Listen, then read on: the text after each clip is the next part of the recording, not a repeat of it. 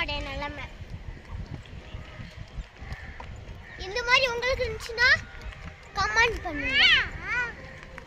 இவனை பாருங்க, இப்ப பாருங்களா இவனை மன்னாசா நக்கனுக்கு மகானி ரூஹி சாண்டா கண்டா மகனகனி வாகலிக்கு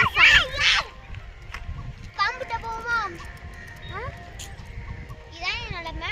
வாங்க நம்ம அப்படியே பேசிக்கிட்டு நேரம் என்ன இந்த மொட்டை சொல்லி வச்சா கேட்க மாட்டேங்கிறான். இங்க வா, கைப்பிடி, அம்மா கைப்பிடி.